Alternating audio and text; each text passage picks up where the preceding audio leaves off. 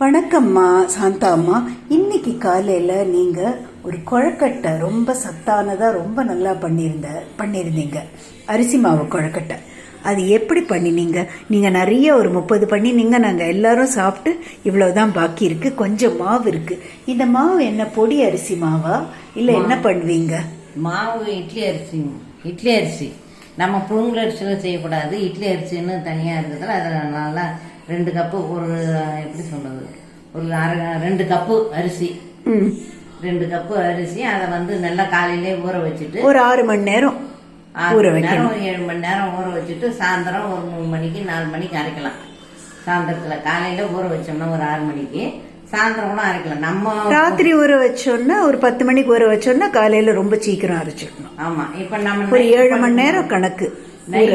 ஆமா, நைட்டு நம்ம படுக்கும்போது ஒரு 10 மணிக்கு படுத்தோம்னா அந்த நேரத்துக்கு கூட அரிசி ஊற வச்சுட்டு நம்ம படுக்கலாம். நம்ம ஊற வச்சுட்டு மறுநாள் நல்லா கழுவிட்டு, முதவும் கழுவணும், மறுநாளும் ஒரு கழுவிட்டு அப்புறம் மிக்சியில போட்டு. அது எப்படி நைஸா அரைக்கணுமா? கொஞ்சம் லேசா நோய் பதம், அதுக்கு தேவையான அளவு உப்பு போட்டுக்கணும். ஆமா, லேசா தேவை. ரொம்பவும் உப்பு போடக்கூடாது. உப்பு கம்மியா சாப்பிடும், உப்பு போடலாம். கொஞ்சம் மீடியமா சாப்பிட்றவங்களுக்கு உப்பு கொஞ்சம் கூடுதலா போட்டுக்கலாம். உப்பு மீடியமா போட்டு நம்ம அரைக்கும் போது வேற என்ன போடணும்? காரத்துக்கு எதுவும் அரைக்கணும், எதுவும் போடக்கூடாது. நம்ம கடலை பருப்பு தாளிப்பு போறது கொஞ்சம் ஊற வச்சுக்கணும். முன்னாடியே கொஞ்சமா தாளிப்புல போறது ஊற வச்சா போதும். அதுல இந்த அரைச்ச மாவை நாங்க என்ன பண்ணுவோம், அப்படியே தனியா வச்சிருப்போம். வச்சிருந்து வெங்காயம், பச்சை மிளகாய், வெங்காயம் பொடியே கட் பண்ணிக்கணும், பச்சை மிளகாய் பொடியே கட் பண்ணிக்கணும். சாப்பிட்றவங்க பொறுத்து நம்ம காரத்தை போடுறது. கருவேப்பிலை, கொத்தமல்லி எல்லாம் உண்டா? கொத்தமல்லி தனியா பொடியே கட் பண்ணி தனித்தனியா வச்சுக்கணும். இஞ்சி போடக்கூடாது, இஞ்சியெல்லாம் போடக்கூடாது. வெறும் பச்சை மிளகாய், கொத்தமல்லி, கருவேப்பிலை தான்.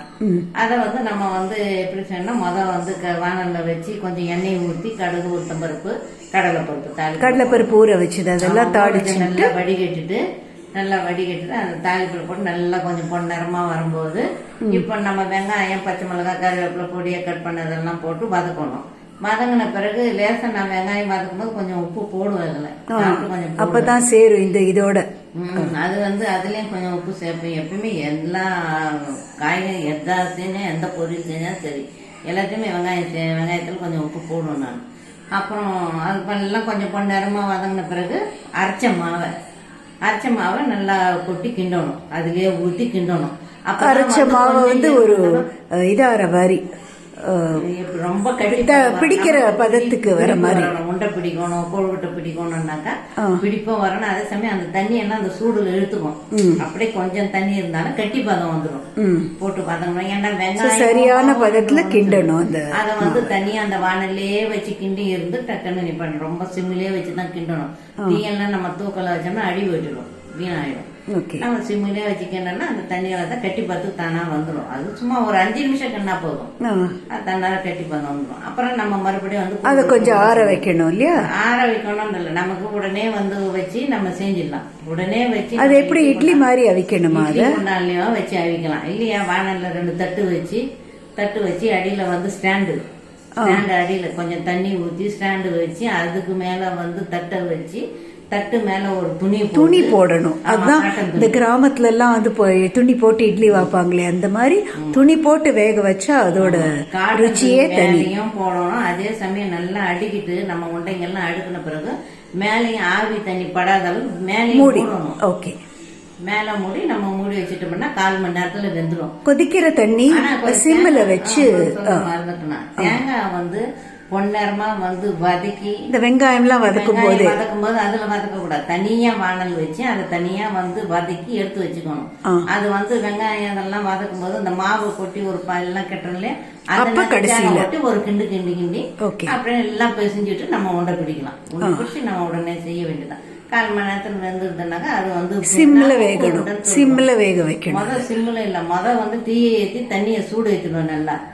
நல்லா கொதிக்கிற தண்ணி வரும்போது இந்த உருண்டையோ இல்லாட்ட கொழுக்கட்டை மாதிரி பிடிக்க இழுக்கிறதையோ அது அதுல துணியில போட்டு வச்சு, துணி மேல இட்லி தட்டுல துணி போட்டு வச்சு, துணி போட்டு மூடவும் முடியும். ஏன்னா அந்த ஆவி அதுல நீர் தண்ணி வரக்கூடாது.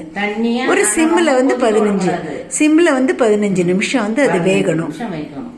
அப்புறம் இதை இறக்கி தூக்கி வைக்க அப்புறம் இதை இறக்கி இதுக்கு என்ன சட்னி, தேங்காய் சட்னியோ வெங்காய சட்னியோ எது வேணா இல்ல வெறுனையே சாப்பிடலாம். இதை காலையில டிஃபனுக்கோ இல்ல மதியம் ஸ்நாக்கு எதுக்கு வேணா சாப்பிடலாம். சாயந்தரத்துலயும் சாப்பிடலாம், காலையில் டிஃபனுக்கும் சாப்பிடலாம், நைட்டு டிஃபனுக்கும் சாப்பிடலாம்.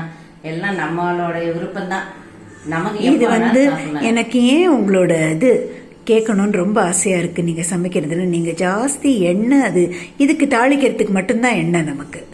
நீங்க ஜாஸ்தி எண்ணெய்ன்றது எண்ணெய் பலகாரம் அதிகமா சாப்பிடாது. கொலஸ்ட்ரால், இந்த பிபி, இந்த மாதிரிலாம் சுகர் இருக்கவங்களாம் எண்ணெய் பலகாரம் நாங்கள் அதிகம் சாப்பிட மாட்டோம்னு சொல்றவங்கலாம் இதெல்லாம் அடிக்கடி உபயோகப்படுத்தலாம். பிரெட்டு நான் நீங்க சுட்டனே முதல் பிரெட்டு செஞ்சது அதே மாதிரியே சாப்பிடலாம். ஆமா, முதல் யூடியூப்ல நீங்க கம்பு மாவு அது எண்ணெய், அதுவும் பிரெட்டு பஜ்ஜி மாதிரி எண்ணெய் இல்லாமையும் சொன்னீங்க. ஓகே, இன்னும் உங்க சேனல் பார்க்குறவங்க எல்லாரும் என்னோட யூடியூப் சேனல்ல தான் போடுறேன் உங்க ரெக்கார்டிங். அதை சப்ஸ்கிரைப் பண்ணி உங்களை எங்க இந்தியாலேயோ இல்லை வெளிநாட்டுக்கோ எங்கனாலும் உங்களை கூப்பிடலாம்.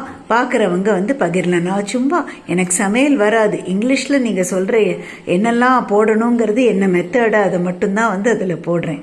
மிக்க நன்றிம்மா. உங்களோட சமையல் என்றைக்குமே எங்கள் அப்பார்ட்மெண்ட்டில் எல்லாருக்கும் ரொம்ப பிடிச்சிருக்கு.